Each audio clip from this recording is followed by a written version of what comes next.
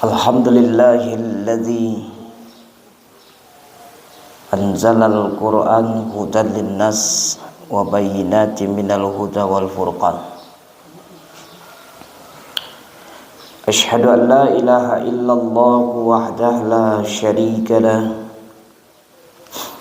wa asyhadu anna Muhammadan abduhu wa rasuluh. Allahumma salli ala abdika wa rasulika Muhammad sallallahu alaihi wasallam wa ala alihi wa ashabihi wa man tabi'ahum bi ihsanin ila yaumil qiyamah. Ya ayyuhalladzina amanu taqullaha haqqa tuqatih wa la tamutunna illa wa antum muslimun. Ya ayyuhalladzina amanu taqullaha wal tanzur nafsum ma qaddamat lighad wattaqullaha innallaha khabirum bima ta'malun. Fa inna asdaqal hadits kitaballah wa khairal hadi Muhammad sallallahu alaihi wasallam wa syarrul umur muhdatsatuha wa kullu muhdatsatin bid'ah wa kullu bid'atin dhalalah wa kullu dhalalah finnar. Yang sama-sama kita hormati Bapak pengurus beserta jemaah, bapak-bapak, ibu-ibu, kaum muslimin dan kaum muslimat, jamaah salat subuh rahimani wa rahimakumullah. Mari kita bersyukur kepada Allah atas segala karunia yang telah diberikan kepada kita. Di antaranya adalah Allah telah memudahkan kita hadir di rumah Allah ini untuk menunaikan ibadah. Karena tugas kita Allah ciptakan itu hanya untuk ibadah. Dan telah selesai kita tunaikan ibadah salat subuh secara berjamaah. Kiranya ibadah itu tercatat sebagai ibadah terbaik di sisi Allah Subhanahu wa taala. Salawat dan salam Allahumma salli ala Muhammad wa ala ali Muhammad. Bapak dan Ibu, adapun pembahasan kita subuh ini adalah tafsir surah Al-Insan. Kita ambil ayat 7 dan sampai ayat 11. A'udzu billahi minasyaitonir rajim. Bismillahirrahmanirrahim. Yufuna bin nadri wa yakhafuna yawman kana syarruhu mustatira wa yut'imuna at'ama ala hubbihi miskinan wa yatiman wa asira. Innama nut'imukum liwajhillah la nuridu minkum jazaa'an wala syukura. Inna nakhafu min rabbina yawman 'abusan qamtarira. Fawaqahumullahu syarra dzalikal yawm wa laqahum nadratan wa surura. Shadaqallahul azim. Allahumma rahamna bil Qur'an. Bapak-bapak dan ibu-ibu, di dalam ayat ini kita diberi pesan oleh Allah mengetahui untuk yang berbentuk amalan kita amalkan, dan berbentuk pengetahuan tentu bertambah persiapan kita untuk menuju tempat itu. Ayat ini berbicara konteks peristiwa keadaan hari akhirat. Satu di antara keadaan itu adalah namanya keadaan yang berat atau disebut dengan hari berkumpul. Dalam bahasa Al-Qur'annya adalah padang mahsyar. Mungkin kita pernah mengenal tentang ini Bapak Ibu, atau pernah mendengar keterangan-keterangan dari para guru-guru kita. Tidak satu ayat Al-Quran berbicara tentang keadaan ini. Mari kita perhatikan Bapak Ibu, beberapa ayat-ayat Allah yang berbicara adanya padang mahsyar, supaya meyakinkan diri kita tentang keadaan itu. Di antaranya surah ke-19 ayat 85. Yauma nahsyurul muttaqin ilar rahman wafda. Ingatlah pada hari ketika, kata Allah, kami kumpulkan orang-orang yang bertakwa kepada Allah yang Maha Pengasih. Mereka bagaikan kafilah yang terhormat. Berkumpul, dikumpulkan. Nahsyuru. Ini yang diambil dari akar kata hasyar. Ya, muncul nanti kalimat mahsyar, tempat berkumpul. Di dalam surah Thaha juga disebutkan ayat 102. Yauma yunfakhu fis-suri wa nahsyurul mujrimin yauma izin zurqa. Pada hari sangkakala kami tiupkan yang kedua kalinya, maka pada saat itu kami kumpulkanlah orang-orang berdosa.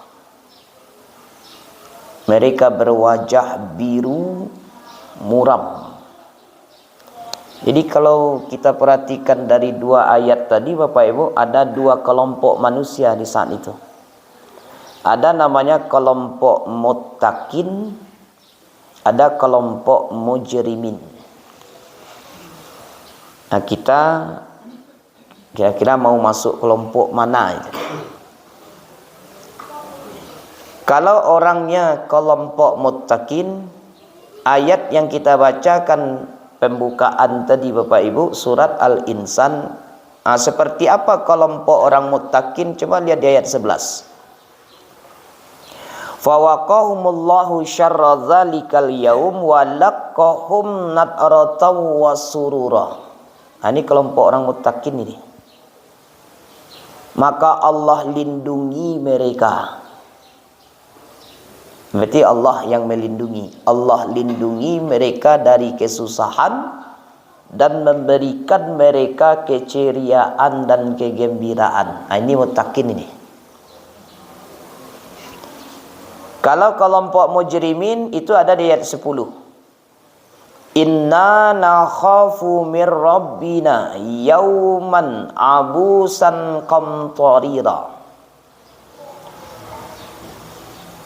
Kata Allah di situ, sungguh kami takut akan azab Tuhan pada hari ketika orang-orang yang berwajah masam yang penuh kesulitan.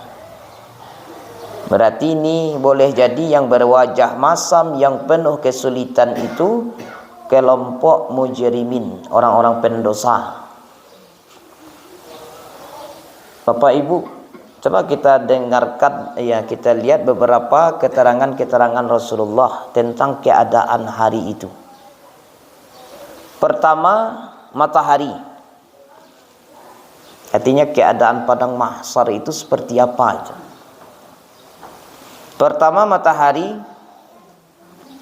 Hadis riwayat At-Tirmidzi, kata Allah Subhanahu wa taala mengatakan, ya, melalui lisan Rasulullah, Kan apa yang disampaikan Nabi itu kan wahyu. Qala Rasulullah sallallahu alaihi wasallam tudna syamsu yaumal qiyamati minal khalq hatta takuna minhum kamikdarin milin. Matahari akan kami dekatkan. Matahari akan kami dekatkan pada hari itu hingga hanya berjarak 1 mil dari mereka. Lalu Sulaiman bin Amir, sahabat, bertanya, kata beliau, demi Allah, sungguh aku tidak tahu apa yang dimaksud dengan mil itu ya Rasulullah.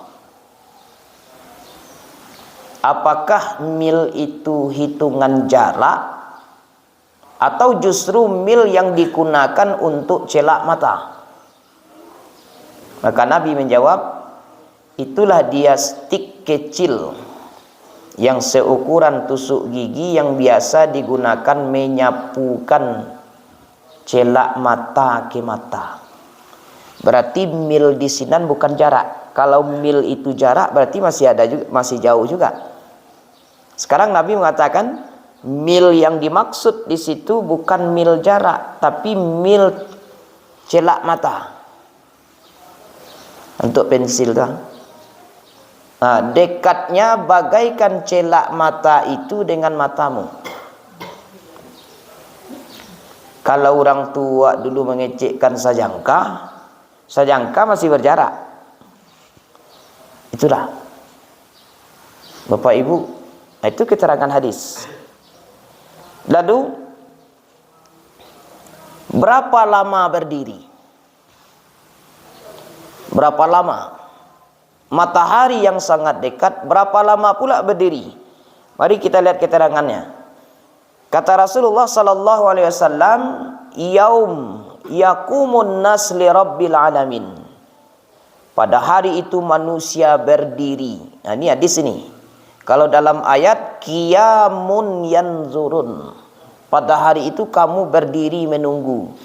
Kalau dalam hadis yauma yaqumun nas li rabbil alamin, pada hari itu manusia berdiri.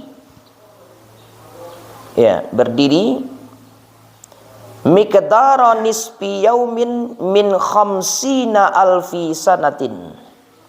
Lama mereka berdiri pada hari itu adalah selama setengah hari hitungan akhirat atau senilai dengan 50.000 tahun. Kalau setengah hari akhirat kan gitu, berarti sama dengan 50.000 tahun berdiri. Bapak Ibu, keterangan berdiri ini kita dapatkan dari Al-Quran ada, kita dapatkan dari hadis ada. Berarti sudah dipastikan kelak di mahsyar itu tidak ada yang duduk. Ya begini cara memahaminya. Kalau duduk, manusia itu masih bisa santai, nyaman. Santai, bisa nyaman. Sama ya Pak Ibu mendengar sekarang kan makanya namanya majelis taklim. Karena Bapak Ibu duduk. Duduknya itu bolehlah macam-macam. Betul kan?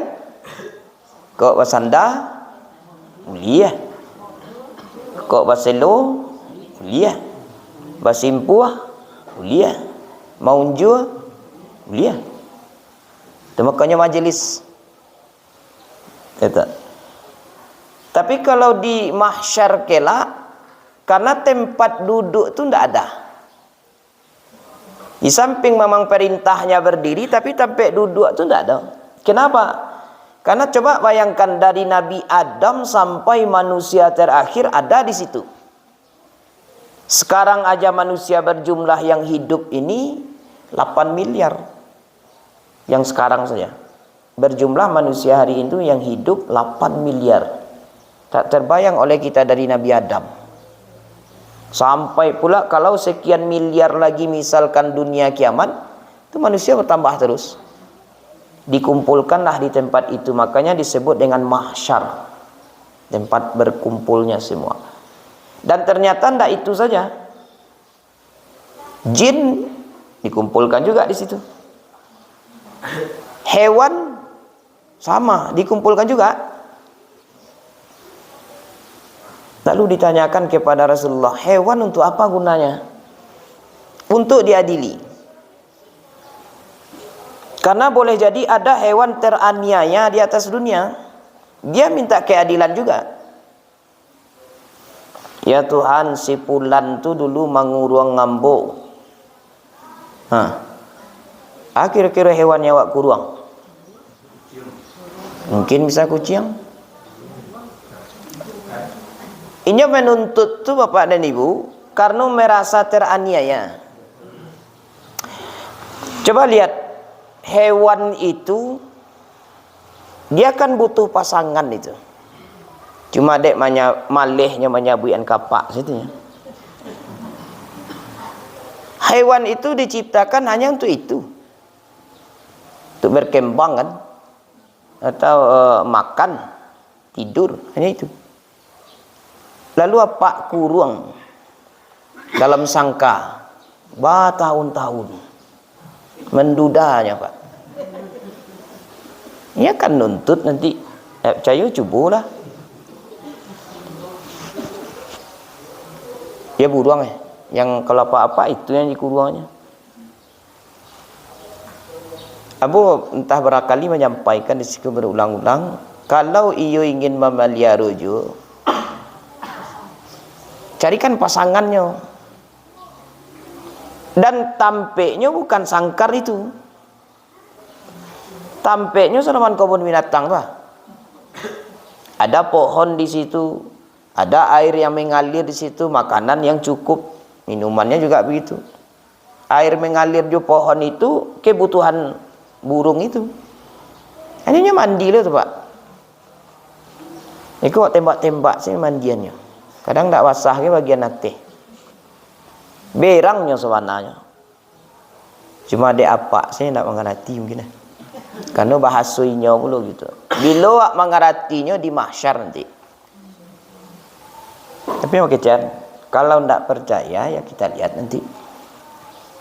Makanya sudah pengajian kok lapian lah burung apa tu lah. Biar nak bebas ya. Kalau tidak tanya ayu. Kalau ibu-ibu kucing mungkin. Kucing juga.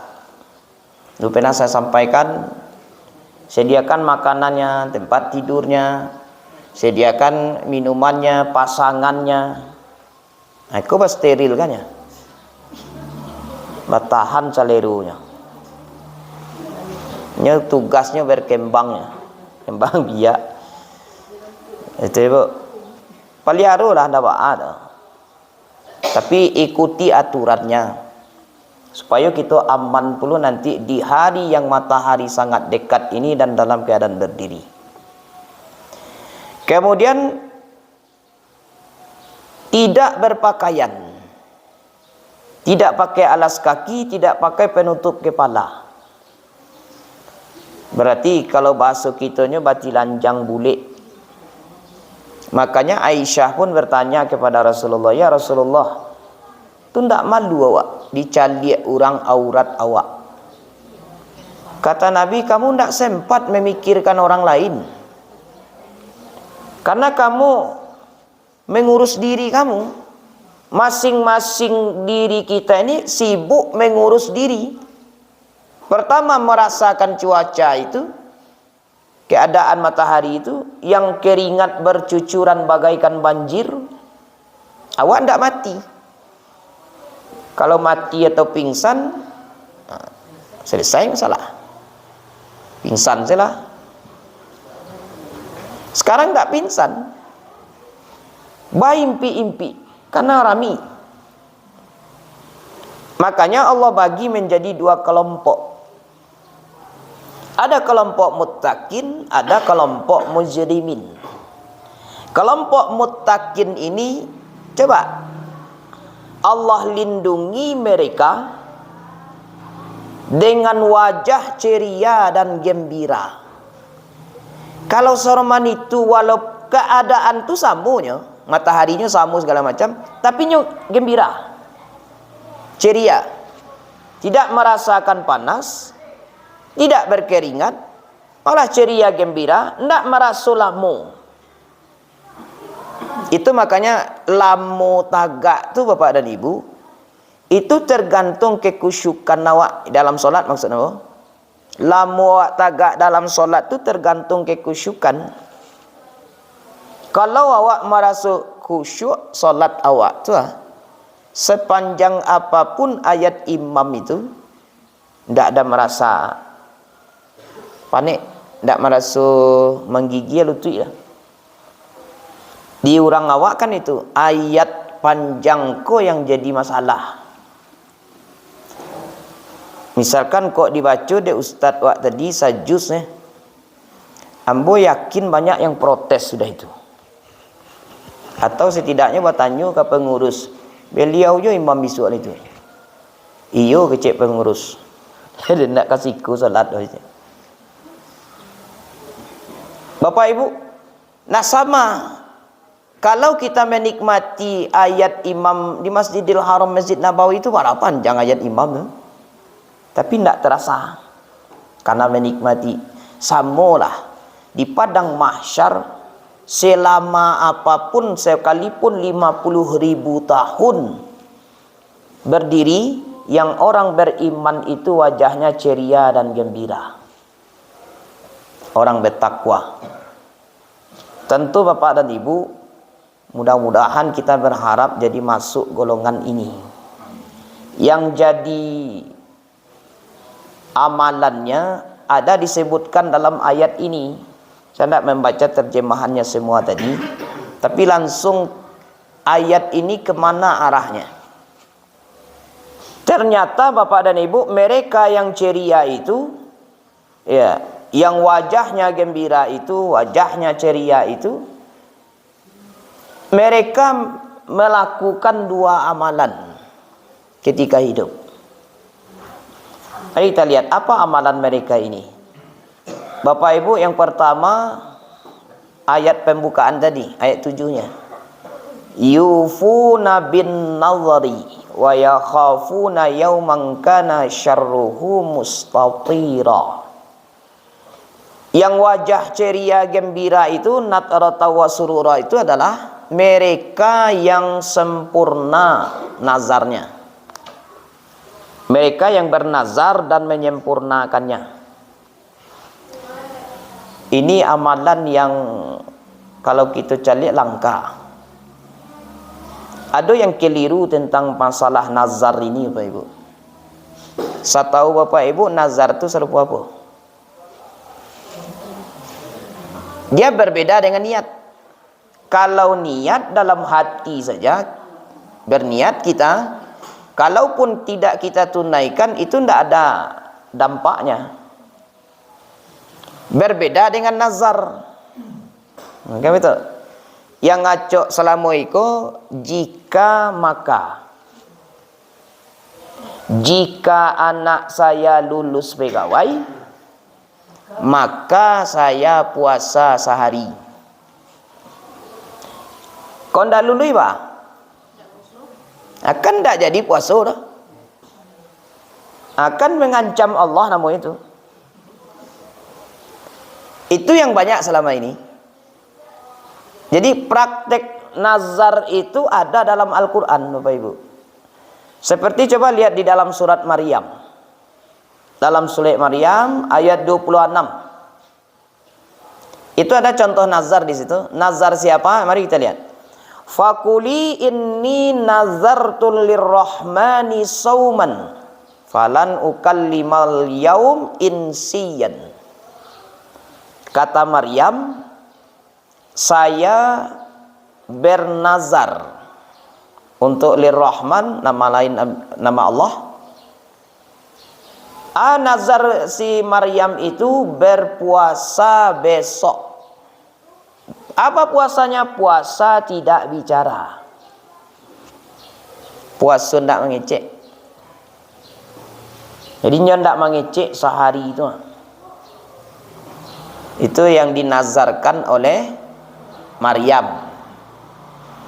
Maka beliau tunaikanlah nazar itu seharian sesuai dengan yang dinazarkannya. Dia tidak berbicara, puasa ndak mengecek. Ikut ndak apa ibu-ibu praktikkan nih. Maryam itu kan padusi tu nak. Ini yang pangecek kok ibu-ibu. Ayo tu kan ndak tu pak yuk lo nyo.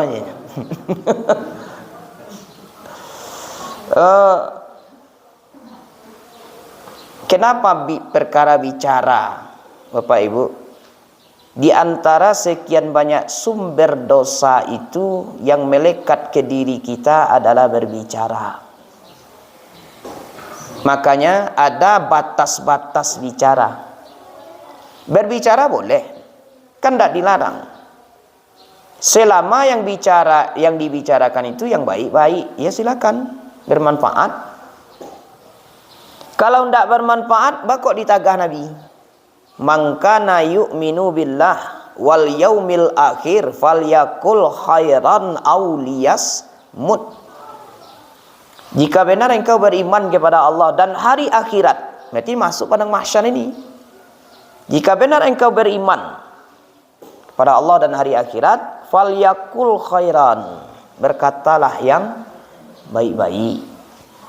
Kalau tidak ada yang baik yang akan dikatakan, maka diam jauh lebih baik.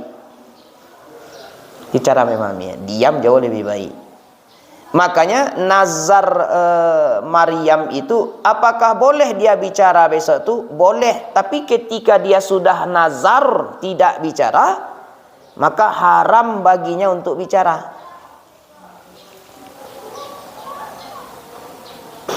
Nah, sekarang kita nazar itu Bapak Ibu kan menjadi amalan yang penolong nanti ketika hari yang keadaan susah payah itu.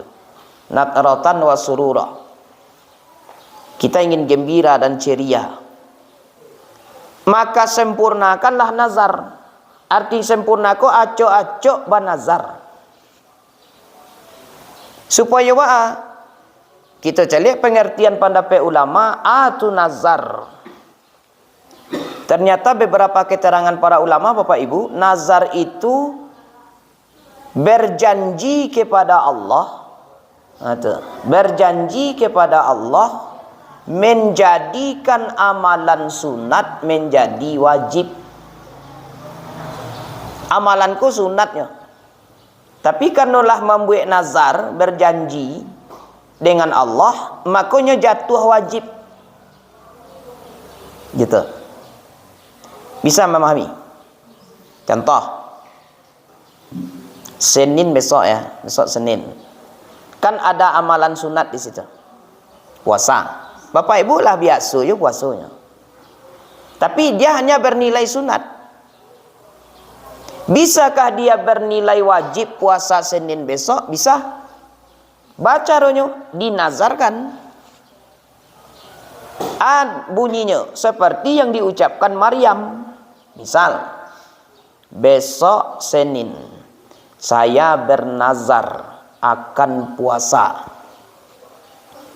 Sabui kalimat nazarnya di situ. Tapi kalau taniya saya nem puasa besok itu taniya saya namo itu. Nyo yang membuat dia jatuh nazar itu dari ayat tadi karena menyebut nazarnya. Maka puasa Senin besok wajib jadinya. Kalau tidak ditunaikan berdosa. Untuk bisa memahami. Jadi kita lihatlah situasi kita, kira-kira mampu tidak besok, lihat kesehatan dulu dan sebagainya. Coba nazarkan, maka pahalanya tidak pahala sunat lagi, pahala puasa wajib. Itu maka kadang pahala nazar itu Pak Ibu. Tahajud, misal saya bernazar nanti malam saya akan tahajud. Maka nilai tahajud tadi senilai dengan solat wajib. Nah, karena kita berjanji kepada pada Allah. Tapi kalau ndak tahajud kita wajib diganti. Wajib diqadha. Mungkin di lain waktu. Kenapa? Karena nazar kalau ndak dibayarkan jatuh hutang dia. Hutang yang wajib dibayar. Nah, itu resikonya. Tapi ternyata ini amalan yufuna bin nazari. Mereka yang menyempurnakan nazarnya. Bapak Ibu jamaah yang dirahmati Allah, coba kita lihat ketentuan-ketentuan nazar ini dari beberapa pandangan para ulama, Bapak Ibu. Ada yang saya baca, pertama nazar itu janganlah bernazar kalau kita tidak mampu. Nah, itu penting tuh. Jangan kita bernazar kalau tidak mampu. Misal, kalau dapet minantu ustaz, aden puasa 2 bulan ciri-ciri. Aco itu banaroknya minantu ustaz. Kiranya dapet pariman pasar. Bah jadinya.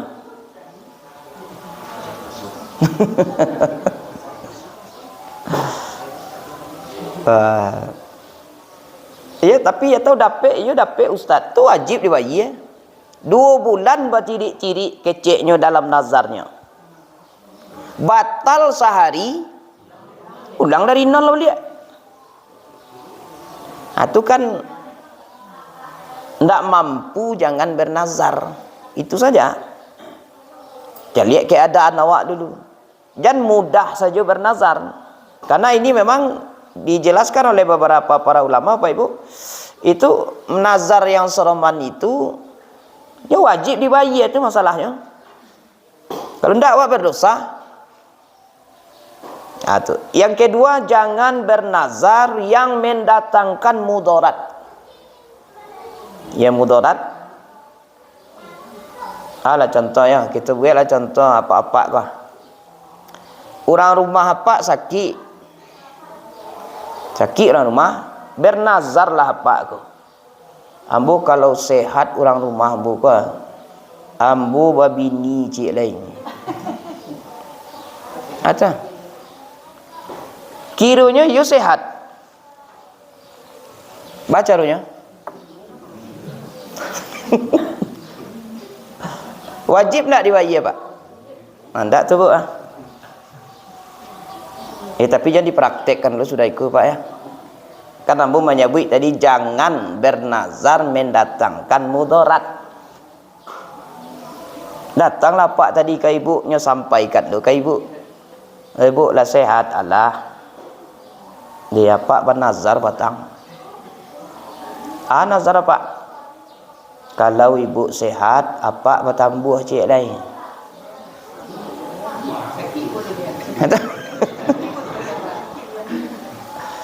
Itu kan mendatangkan mudarat ke ibu namanya itu. Jangan seperti itu nazarnya. Sekalipun mungkin boleh ya. Kok iya model itu ya Bu ya? Jawab ibu kira. Ibu izinkan atau enggak? Wah, itu mantap sih Pak. Sawanya kau menyampaikan sih, kau mantap jawabnya. Kan iyo kan? Kece ibu kok jadi Pak. Dia ibu izin ya Pak. Kalau sama-sama gitu dengar tuh. Cuma kalau ada yang tak izin mendatangkan mudarat ke ibu daripada Pak berdosa. Nah itu ya. Ibu siapkan juga jawabannya. Misalkan jadi Pak, tapi biar ambo mencariannya.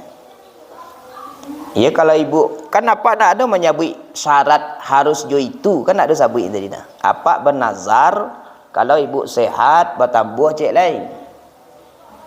Ya tak? Ibu carianlah umur 90 mungkin.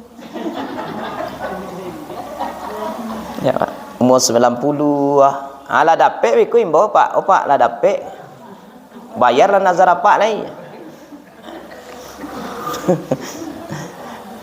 Kira-kira Pak dibayar atau tidak? Habis itu jadi jangan asal-asal bernazar saja. Itu mendatangkan mudarat namanya. Kok iyo kecek ibu tadi. Ini carian lo model itu ah. Umur 90 ah. Kapak pangan. Oh, sekedar membayar nazar sih Ustaz mungkin ya. Jadi yang kedua ini jangan bernazar yang mendatangkan mudarat. Yang ketiga kata para ulama, jangan bernazar untuk maksiat dan dosa. Ambo kalau dilantak oto apa tu? Puasa ambo 2 hari. Bernazarnya itu tidak boleh. Maka Bapak Ibu, ketentuan-ketentuan ini harus diperhatikan ketika kita beramal tentang nazar ini. Maka nazar yufun, segerakan, sempurnakan malah. Ya sempurna di situ Pak. Mau kasih sempurna aku pernah di masa Rasulullah Sallallahu Alaihi Wasallam seorang wanita bernazar. Dia menyampaikan kepada Rasulullah, ya Rasulullah, Abu bernazar ingin sholat di Masjidil Aqsa. Itu nazarnya. Ternyata Nabi meninggal dunia, nazar belum dia bayar. Maka dia sampaikanlah kepada istri Rasulullah. Dia sampaikan nazarnya kepada istri Rasulullah bahwa dia bernazar akan sholat di Masjidil Aqsa. Bacaranya sementara nyo ndak bisa kian. Nazarlah tak ucapkan. Maka kata istri Rasulullah di kala itu, aku pernah mendengar Rasulullah Sallallahu Alaihi Wasallam mengatakan, salat di Masjid Nabawi lebih besar pahalanya bila dibandingkan salat di masjid yang lain, termasuk di Masjidil Haram. Lebih besar pahala di Masjidil Haram daripada masjid yang lain.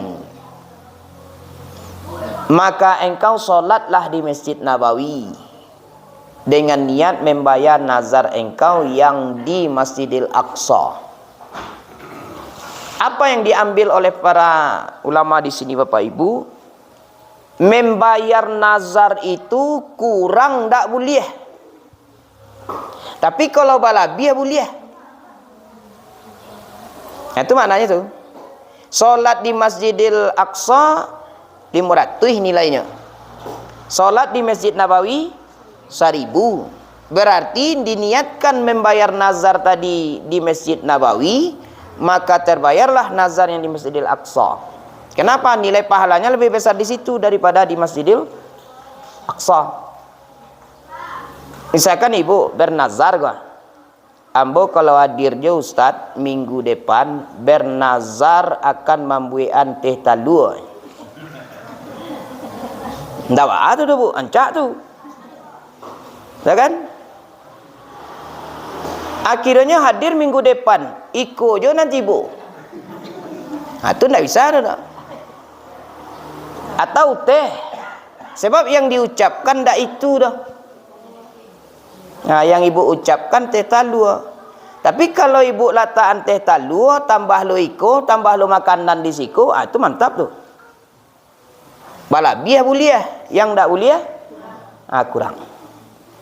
Bisa dipahami? Tuh.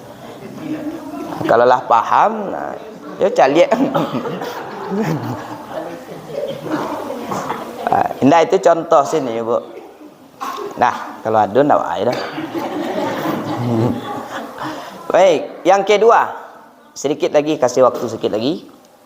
Yang kedua, apa itu nazar? Amalan yang kedua yang disebutkan oleh Allah dalam ayat tadi, wa yut'imuna at'am ala hubbihi. Mereka yang aman di padang mahsyar itu adalah mereka yang memberikan makanan. Ibu, yang ibu kerajukan insya Allah aman ibu di akhirat, terutama di padang mahsyar. Ya, ala hubbihi, yang disukai.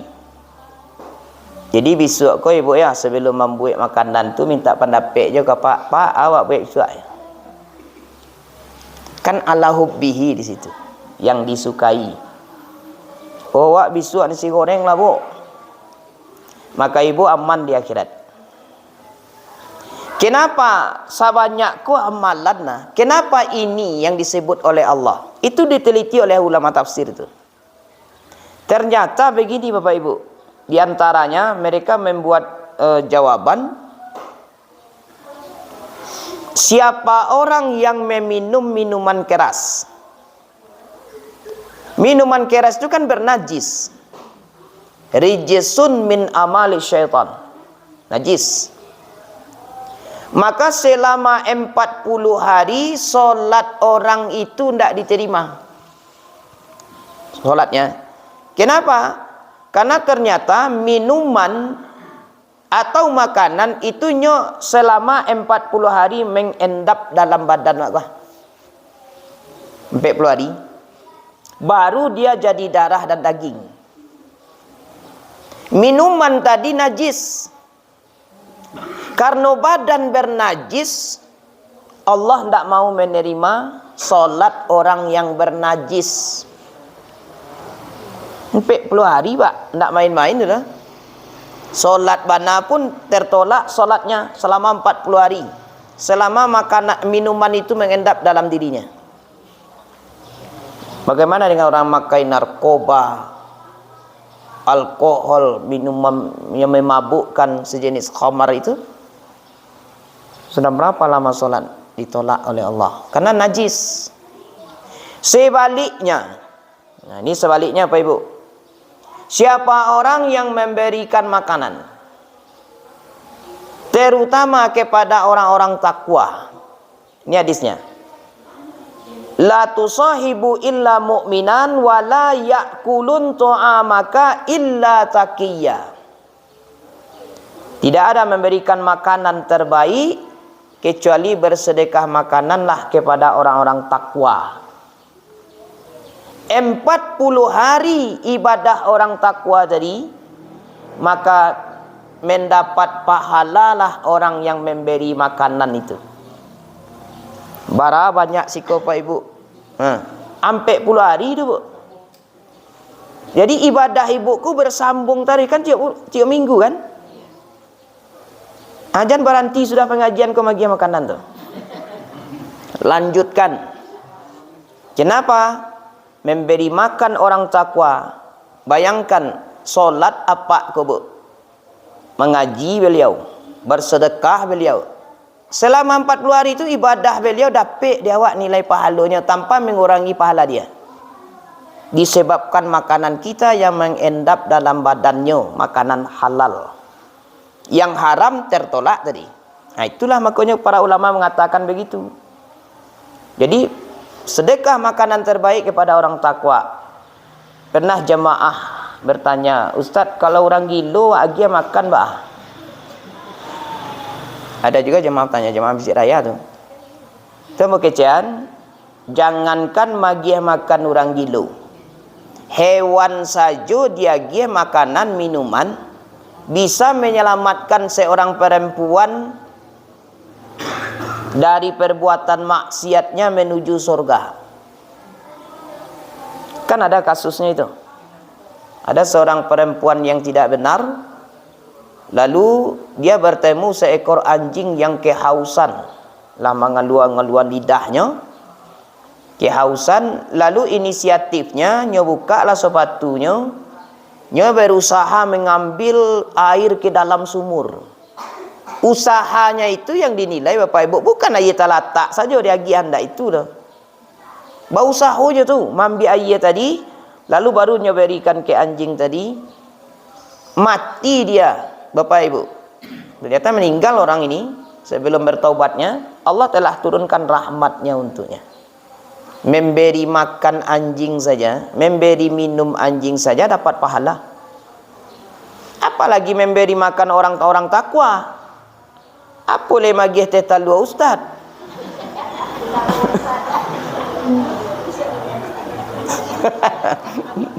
Dah contoh. Abu Ibu dari pertanyaan jamaah tadi yang perkara orang gila tu. Orang gila tu kan orang tu. Karena tidak sempurna akalnya saja. agih saja. Ambo membuktikan ini Pak Ibu. Biasa kan kalau balik-balik pengajian ko, jamaah tu kan ustaz ko ada stay bola pulang. Hampir taruh ambo menjenjeng pulang pun. Tak kok siku indak Tepek lain je. Lalu yang ambo jenjeng tadi itu itu biasanya ambo agihkan siapa saja. Dikasih aja, kadang tetangga, kadang orang di jalan. Termasuklah orang gilu tadi paling ngacoknya dapet tu. Entah ditanduinya pun tak apa. Lalu Bapak Ibu, ndak nasi bungkus kadang, ndak lontong. Apa yang tak bawa saja kalau buat tamu jinya tu. Jadi 1, 2, 3 minggu yang lewat pengajian subuh itu, keluar dari gang rumah ambo tu kan jalan gadang nih. Jalan raya itu, jalan gadang. Oh, diambilnya lah motor dah. Dipaciknya stang motor gua. Supaya ndak lewat dulu. Hanya itu saja. Ambola tabik camai Pak. Bang, itu orang gila lah namanya. Ditinjunya begitu mau tinju lo jadi kau cakap kami kan. Josia ustaz tu cakap. Dia orang gila. Itulah sama saya tu. Itu yang bercabehan, ambo pabia je. Ala ni karya di karajuannya kau. Makanan ndak ladu disikur. Ternyata ini memacik stang motor ambo tu hanya menyelamatkan karena ada auto pacu-pacu. Karena kalau keluar dari gang ambo tu Pak Ibu ndak nampak auto lewat dari arah sinan. Hanya itu, sudahnya pacian lah lewat auto pacu-pacu tadi itu Pak Ilo lagi. Yang ambo berprasangka baik, apakah memang yang selama ini diberikan kebaikan Allah bayar dengan kebaikan? Sangku baik ambo itu. Bapak Ibu, ambo tak kenal dia, mungkin dia tak kenal, boleh jadi tak kenal, tapi dengan cara apa? Kalau ambo lewat langsung Pak, selesai. Karena mobilnya kancangnya kaja-kaja mandiri kok, auto kuning tuh. Jadi yang ambo baik sangkakan ini, ternyata benar. Engkau tolonglah yang di bumi, maka yang di langit akan menolongmu. Engkau berilah yang di bumi, maka yang di langit akan memberimu. Berbuat baik engkau kepada yang di bumi, maka yang di langit akan berbuat baik kepada kita. Buas maknanya tuh. Jadi Bapak Ibu, apalagi memberikan makanan. Makanan ini amalan Nabi Ibrahim yang turun-temurun sampai kepada Nabi Muhammad. Kalau perlu kita amalkan sampai kepada kita. Apa sebab? Nabi Ibrahim dia tidak akan tidur malam itu sebelum memberi 10 orang makanan. Dia tidak akan makan sebelum mencari kawan makan. Itu. Makanya Nabi mengatakan 1 biji kurma bisa mengantarkanmu ke surga. Maka jangan engkau makan sebiji itu. Coba bagilah kepada saudaramu sebiji kurma. Jamaah rahimakumullah, karena makanan ini dia bisa akan menjadi sumber kekuatan untuk beribadah. Itu ya Bu. Jadi Ibu lanjutkan amalan ikut tarui. Lanjutkan tarui, tingkatkan menunya, kalau perlu ditambah. Ya kan ala hubbihi tadi. Ala hubbihi itu yang disukai. Tanya ke Pak, besok awak ambil apa boleh Pak? Itu. Enggak apa-apa. Minta ala hubbihi miskina wa yatiman wa asira. Apalagi maaf, jangan lupa orang-orang miskin, anak-anak yatim, wa asira. Asira kau tahanan perang. Kenapa ada dalam ayat tahanan perang? Tahanan perang kau muslim atau enggak? Enggak. Kalau dalam peperangan orang muslim enggak boleh ditawan. Non muslim apa artinya? Jangankan kepada orang muslim, non muslim saja berikan makanan. Membuktikan akhlak kita sebagai seorang muslim.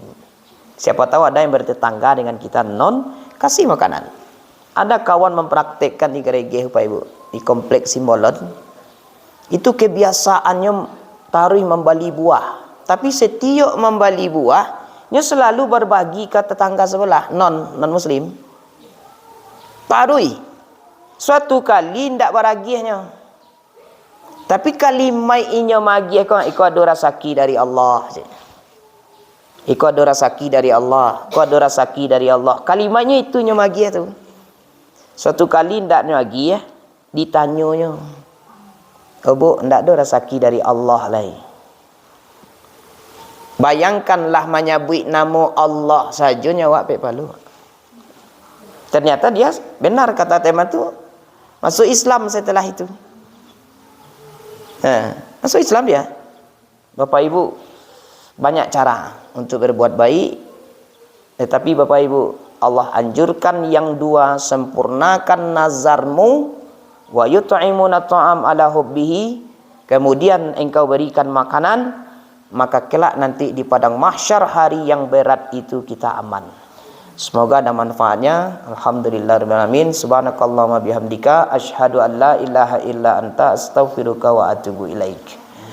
Assalamualaikum warahmatullahi wabarakatuh.